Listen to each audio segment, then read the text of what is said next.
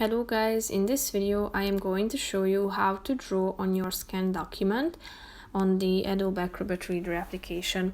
But first I just want to mention, don't forget to subscribe to my channel, because at 10,000 subscribers I am going to show you my whole YouTube revenue statistics and growth strategy, how to make money online. So let's jump into it.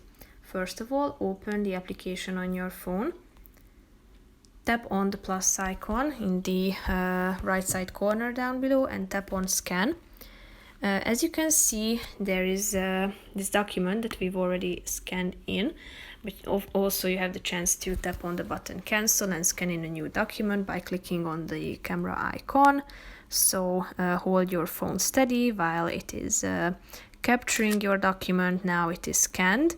So tap on continue and tap on the document in the right side corner down below. Now all we have to do is tapping on the markup button, select a color, stroke width, use the scale, and now we are ready to zoom in and then draw into our document. We can use it as a highlighter, we can underline things, circle things, indicate things, and do anything that we want to.